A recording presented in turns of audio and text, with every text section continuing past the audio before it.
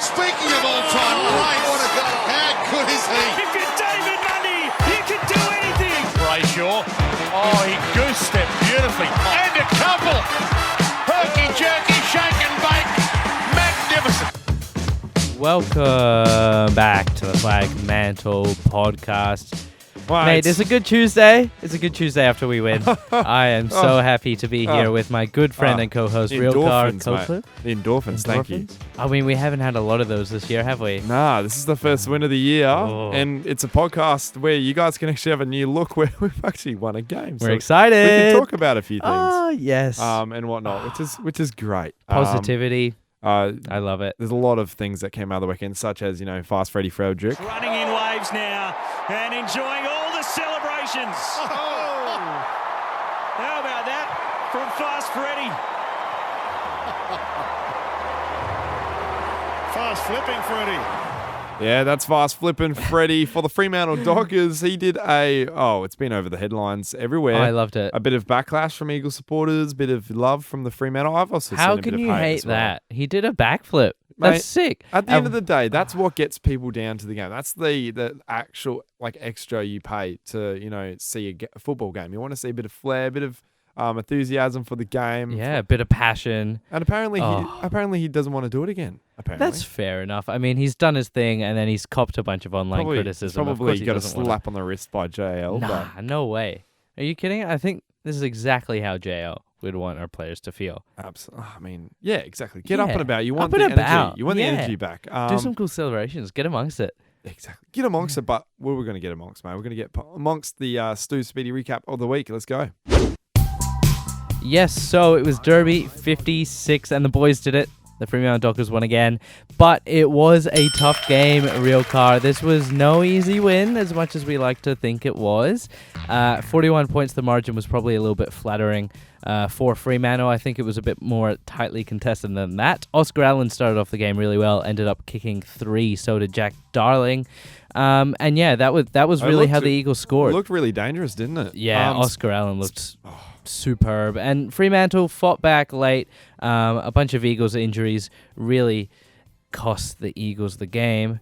And yeah, look, the boys got on top in that last quarter when the Eagles were on demand, and so they should have. I was a bit shaky, if you know what I mean. Especially at third quarter time when it was getting pretty close. Got within West 2 Coast. points. Credit off to West Coast, though. I'll admit, when half your teams, or like a quarter of your team's out, and you've got no bench, Adam Simpson said something about, along the lines of how, when he got down to the bench to help and get around his players, there was none there. So they're all out in the field, busting their guts out, which at the end of the day, Fremantle had the younger, more energetic legs, plus, had the rotations. So we just ran over them at the end of the day, which was great for Fremantle, but, it wasn't really a good day for it. And Stewie, you got something to say, mate, apparently. Yeah, look, so the Eagles had 5 injuries during the game, and it turns out there might have been as many as 7. Oh, jeez. And I've got this book here. It's the Australian Rules for Dummies. You can see this on camera if you're watching on YouTube. Hello, YouTube. Lift it up a tiny bit more. Yeah, there we go. Aussie Rules. Aussie Rules for Dummies. And if you go to page 154, Real Car, we have got treating injuries, the Ricer way to treat them. So first of all, shout out to the Eagles staff, but you're going to need to listen to this. First of all, what you're going to need to do is you're going to need to make your players rest. So stop doing activities that could aggravate your injury. That includes football. So no football for McGovern, Shuey, whoever else is injured, no football. Ice, okay? Next you have to ice. Ice reduces swelling and deadens pain by constricting blood flow into the injured areas. Apply ice for 15 to 20 minutes, 3 or 4 times a day. So that's the next step. Taking all this information in. Step 3 is compression. Okay, have you ever seen a player wear some compression pants or bandages or whatnot? You've got to get those skinny tights on. Oh yeah, skins, lovely. So compression, put pressure on the injured areas to keep the swelling down. Wrap a damp bandage around the injury, or buy a special knee, elbow, wrist wrap or brace. Then we go to the E, which is elevation. Elevating your injured body parts reduces swelling by allowing fluids and waste products to drain from the area. Yuck. But the Eagles are going to have to do it. Last one is referral. If your pain persists, always refer to a doctor for a proper checkup. before undertaking further exercise. And that was Aussie Rules for Dummies for the West Coast Eagles health or strength and conditioning staff, because the last few years it looks like they might have needed it with the amount of injuries they've had. So Eagles, if you're listening, I will send you a signed version of this if you really want it. Maybe help you with some of your football, some of your injuries. So if you're keen, West Coast, Adam Simpson, just shoot me a message, a DM, and I'll post this one over free of charge. Free of charge. Yeah, we love free of charge. The kindness of my heart. From the Flagmantle podcast to you. Yeah, really appreciate it. Well, speaking of injuries, how was that?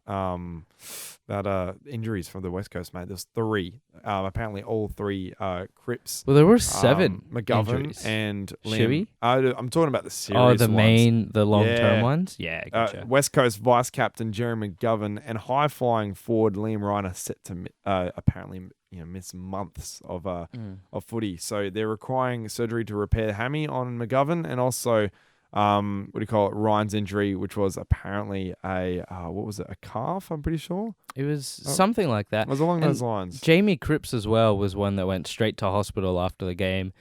He broke his tibia in your foot or your leg, your lower tibia. Is this Jamie Cripps? Yeah, Jamie Cripps, and he's going to be missing ankle. A lot of time. So apparently he could miss out on the whole season. Really? Apparently that's the rumor that's been going around. Wow. For Jamie Cripps' season is likely over. This is the West Australian reporting. I'll get to you, West Australian, very soon. After he had surgery on Tuesday to repair a broken ankle, whilst Luke Shuey was seen 2 to 3 weeks away with his hammy. So he was jogging lightly this morning, and I know we're covering West Coast, but we've got to cover all their injuries. Well, we've got to cover their death toll from the fight on the weekend. Got to notch up our deaths. We count our heads that we've collected from battle. So you guys. I believe there was 7. There was 7 injuries in total. Double kill. Yeah, well, this is a bloody kill streak. This is, but so that's how it turned out for the Eagles. A BB gun and a bit of Eagles. It was hunting season, wasn't it? Have you had a potato gun before? You put like bits of potato in it. Don't tell me, mate. That's a thing. I want one. What just for? to shoot you with. No, bring it to games. Violence Fire here at the Flagmantle podcast. Apparently, also second-year midfield Campbell Chesser is believed to have injured his MLC. MCL? Yeah. MCL, sorry. MLC is a school? Yeah, sorry, my bad. I know a few. Hey, that's my girlfriend went to that school. Oh, did she go to MLC? Yeah, MLC. Oh, nice. It's a good school. Good school. So I've heard. Yeah, some. He could be out. It's MCL, so he could be out for a couple of months, which is just devastating, isn't it, Stewie? After missing a whole year out. Oh, man. I mean, I actually kind of feel bad for Chesser. Chesser's the one I sort of feel bad about. He did this whole drive over to Perth. He actually drove himself from Victoria to Perth. With an oversized jumper, don't you mind? With a very oversized jumper, only to get injured in a practice match, miss the whole season, then straight into a second season, third game. Looked pretty promising. Third game in, he's done already. So, I kind of feel bad for Campbell Chesser. Maybe it's time to leave the Eagles already. Yeah. The Dockers are opening up their arms. We've got a good, Yeah, well, we've got a few players to delist at the end of the year. So we've got a few spots for good old Campbell Chesser if he wants to come across. Absolutely. Mate, anchor waker. Those comments didn't really display a gratitude for the hard work that others had put into him. Fucking big fucking stick! First coming off, do it. Fucking get him off. Yeah, get Vincent off! He's coming off. Get him back off. Get him off. Get him off. Get Vincent off! Rocket, we can't hear. Yeah, that's right. Get him off the field, anchor wanker. Get him off, and that's exactly what the match review panel has done. They have gotten off the field 2 ex-Dockers. These are my dual anchor wanker winners of the week. It's Blake Akers and Griffin Logue. Both of them given 1 match suspensions by the MRO. I find this very, very funny. Display a gratitude for the hard work. And you know who else I heard about in the media? Kane Corns calling out Roy Lobb for his terrible efforts. Yep, celebrate.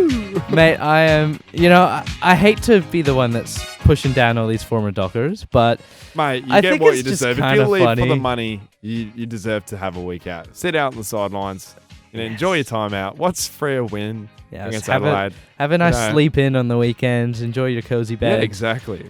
Your cozy gold-plated bed or something like that. Look, it's time for a sit down, Griffin Logue and Blake Akers. You've been playing some good footy, but thank you very much for coming. We'll see you in round 5. Oh, it's going to be interesting. Yeah. Can't wait for that. So Anchor Wanker, you locked them. Akers and Logue are good to go, mate. They are Anchor Wankers of the week. Okay, we're going to get into our purple pants. Yep.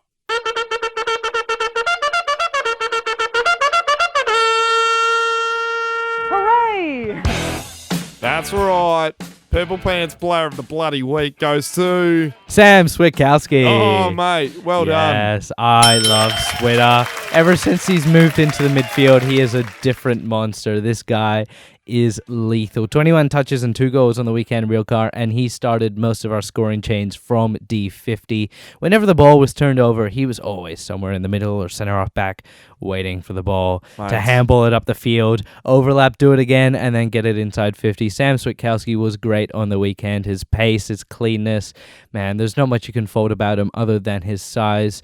Sam Switkowski is my Purple Pants Player of the Week. Here's the hidden gem of the midfield group. I think he's got something that Fremantle and JL need to focus on and say, hey, this fella needs to be in. He's true king, isn't he? He's not the Lion King. He is the Eagle King. The king of the Eagles, Sam Switkowski. Mate, he played a ripper game. And someone that... So it's thrown off. I mean, he matched up on a guy called Tim Kelly for portions of the game. And last week I said Tim Kelly was going to have a great game. And he was the only Eagle to get votes in the Ross Glendinning Allen Medal. So another week, another Stu prediction correct. Oh, mate. You're rolling through it. I'm rolling through it. You deserve all the accolades. I mean, later today I've got to make another prediction. And I can guarantee you it's not going to be right because I don't know anything about the Adelaide Crows. But yeah, look, Sam Switkowski played a magnificent game. He brings this defensive pressure into the midfield that we need, and he's quick, man. He starts these transitions from the back line to the forward line really, really nicely. So Sam, well done, Sam. Come on the podcast if you got an hour of your day to just not even give away. Just come in for a simple 5-minute chat. And yeah, I'll be happy with that. Just a photo and a chat. That'd be nice. Photo, and we've got a coffee machine over in the corner. So yeah, and maybe you can pass this on to Adam Simpson if you see him next Derby. That was the Aussie Rules for Dummies book. Security won't let us get through to Adam Simpson. So so Switter will have to do it. Exactly. Yeah, Switter will do what he has to do. But I love that. Purple Pants Player of the Week. Do you have your own Purple Pants Player of the Week you like to nominate? You know me. I'm not original. Do you think I could find one? Yeah. I think I could. Yeah, I think I've already got a few of the... Dive through the stats, mate. The boys went up. I mean, Caleb Sarong, you could just say, he obviously Glendinning Allen Medal winner. Second time around, he's all class, this fella. The way he uses the ball, clean, the leadership abilities he shows, he's definitely stepped up this week than the previous two. I thought he was having a bit of a down one, but great to see him. And I just think, personally, my Purple Pants pie goes to James Aish. Very underrated of what he's doing. He clamped down on Tim Kelly a little bit in the first or second quarter, and then he went off him and did his own thing later during the game. And I think he provided the calm ball movement that was much needed, especially during the third quarter because we were getting a bit shaky, if you know what I mean. Especially I do know what you mean. It wasn't fun. It was not fun. No. We were going through the emotions as Fremantle do. Put us in, but James Aish, shout out to you, mate. You've done a great job. Yeah. And credit goes to you. Get into Rukar's rant. Yeah. Let's get into it. This week, a hot new bombshell enters the villa. It's Rukar with a rant. Oh my God, he's gonna kill us! That's right. It's Rukar's rant, and West Australian, you're in the firing lines for the first time of 2023. Stewie's sitting back, and Rukar, he's watching, but I'm going to need your assistance here, buddy. No, I'm joking, no. West Australian, what on earth are you doing? We won that bloody game. We need to have a bit of, media limelight. This sounds modest as hell, but Fremantle, when I open up the West Australian article, I'll open it up right now. Let's have a look. You can come around here if you want. Oh, can I? Stewie, yeah, absolutely. Yeah, all right. I'll come around and join you. Jeez. Give you a kiss? Pop around here, mate. 1, 2, 3, 4, 5, 6. Let's have a look more. 7, 8, 9, 10. That's 10. So that's the West Coast Eagles section. oh, So scroll down a little is bit. this legitimate? A Scroll Rookers down. rant? See, it says West Coast Eagles section. Oh, but there's no Dockers though. Yeah, there is. It's under it. Nah. Yeah. Of course they're under though. Oh, they've got an AFLW play. There's nothing to do with the Derby. Look, they told that back to injury back there, and then there. Look, nothing. On the Eagles front though, all the headline pages. Look at this. Eagles slapped with dual injury blow. Blah blah blah. Training notes. I'm being a little sook. Former Docker alerts. Oh, that's Dockers. Okay, I see what I mean. Completely valid. I mean, on the trending page, it's all Eagles, and I get it. They've had a bunch of injuries, but we won. There was an article saying what Fremantle need to learn from West Coast from the Derby, and I'm like, what? Losing? Yeah, getting injured. Yeah, getting injured. We already Being old. Been there, done that. Yeah, suck. Have the worst fans in the league. Oh, true. Can we talk about the TikTok? Oh, man, I think it's time for my Real Cars rant here. My rant is the West Coast Eagles fans. Bloody hell. Can you just sit tight and take an L? Stop? Can you shh? You need to learn how to lose, okay, Eagles fans? You're going to be doing a lot of it this year. And You've already next year. And next year. You did a lot of it last year as well, but you need to learn to take a loss. It doesn't matter how many players were injured. Your football club lost the game of football. Jesus, this is thunder. To Fremantle. Jesus Christ. Oh. Exactly. I mean, Jesus wouldn't be able to fix the Eagles at the moment, but yeah, look, Eagles fans, all I see on social media is you going, there were 5 injuries. We were in the game until the end of it. Okay, let's switch it around. Fremantle had those injuries. They would say the exact same thing. They'll be like, there's no reason for it. Guys, stop complaining. It's a game of sports. People are going to get injured. Exactly. Come on, Eagles fans. Do better. Do better, Eagles fans. Just do bloody better. Hashtag do better. There's a few other points that I want to talk about. Run me through them. Just like a few things. I'll just say Meek looked alright. He had a few bits of Dockeritis, especially playing the Hawks. He sprayed one off just right in front, which is really funny. I mean, he's a ruckman, but, bless his heart. He was supposed to be a skilled ruckman. Bless his heart, honestly. Caleb Sarong regained the form, which was great. Pressure up forward and the chaotic football that we played was exactly what we would need. Oh, mate. None of that slow ball movement. None of that. We want straight through the guts. Straight through the guts. We looked our most dangerous when we were playing one-on-ones. We are a great team when we want to play one-on-ones and we isolate a few of their players because we have the pressure, and also when we're at home. Oh my days. The crowd were great. Good on you. To those 56,000 fans, obviously, 10,000 of them were Eagles, but you know. That's all right. Very good turnout. I think about 40,000 Freo fans were there, about 16,000 Eagles fans, which was pretty good. Credit to the crowd that went there. Good on you, Freo, for shouting out loud. You did really well. And whatnot. So, yeah, that's just a few things I wanted to touch on. I thought the inclusions were pretty good. Jamis needs to stay in. I thought Amos was a really good look for us with open ball movement because he leads a lot. He leads straight to the ball. And we saw this one where he was sort of leading and it was crowded. And I think it was Walters that picked him out, or it might have been Sarong or someone like that. But it was just a perfectly weighted kick and Amos ran onto it. He is a very good... He understands space very well in the forward line, and he's very good at leading. He just needs to put on some size, take some more contested grabs. But, man, 2 goals in the first half, almost a third in the first. I thought he was going to go ballistic this game. Unfortunately, the Eagles ended up shutting him down a little bit, but that's what you get for, Absolutely. Losing Jeremy McGovern. Mate, Luke Jackson. Bit of an apology. Let's get a little hype up, mate. Luke Jackson, we are sorry. You did well. You did good, mate. Really well. You did so well. Sublime. You played the perfect game. Actually, that's a lie. You did not play the perfect game of football. You played much better. But look, this game was good. 12 touches, 3 marks, 7 tackles, and 2 goals. And I remember this off the top of my head because I needed to send this to someone on social media to prove that he had a good game because they didn't think he did. But playing in the midfield was good. I mean, I thought he was a bit slow at times, but he made a couple fumbles, but he looks comfortable there. Up forward, he looked quite good. That second mark where he took in the goal square was elite. And the first goal also proved his athleticism. The crowd got right behind him straight away and his smile.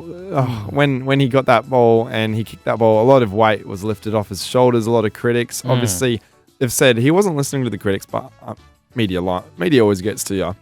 Oh, so yeah. he would have heard of all seen the them. limelight and Oh, big time. all the bad news reports about him, and now he's doing much better. I think he's got less to prove this week. I think if you can back that up and kick a goal or two and perform even better than last week, I think he'll shut up most of the critics. So it just needs to show that for next week, doesn't he not? Yeah. But he does. Oh, who else was there, mate? Mate, I want to talk about Liam Henry really, really quickly. I thought Liam Henry was solid this game.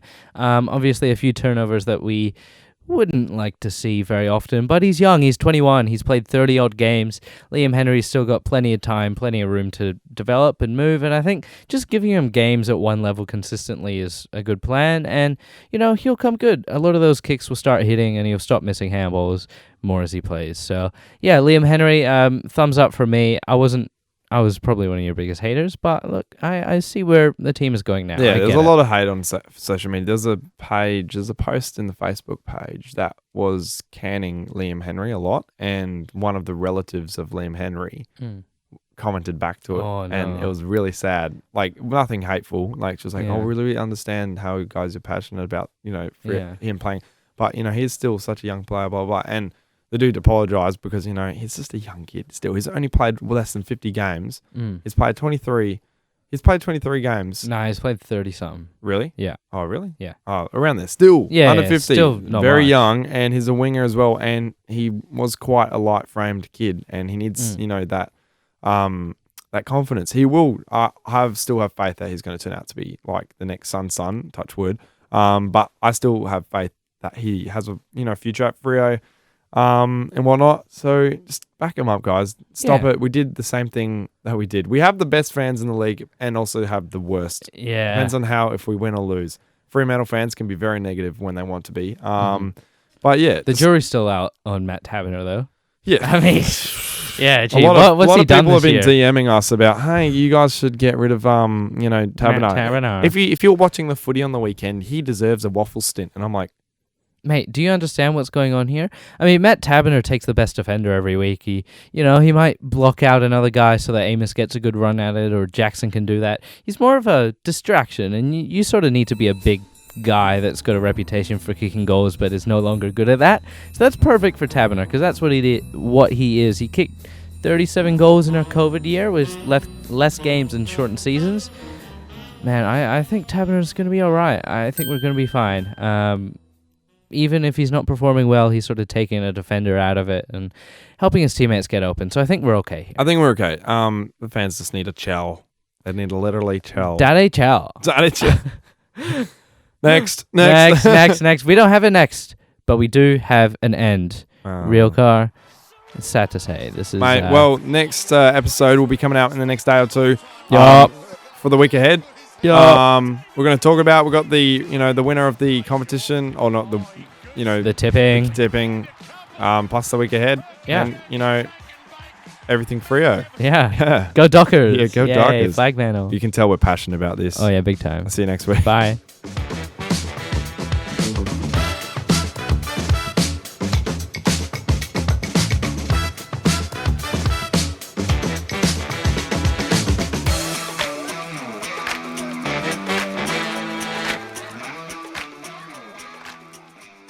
Thank you for listening to the Flagmantle podcast. It's been an honor hosting, hasn't it? It surely has been, mate. Can you please, we are begging you 5 stars on Spotify. It means the world to us. It lets us get off your knees, mate. Yes, I'm on my knees, guys. Please. It helps us push it out to as many people as we can. Thank you for listening. Follow us on Spotify, Instagram, TikTok, anything else, Real Car, Twitter, anything YouTube. social media, honestly. Anything social media, we have it. So please follow us on there. 5 stars. Except don't for forget. OnlyFans. We're also on Apple Podcasts, so if you listen to this on Apple Podcasts, follow us through there.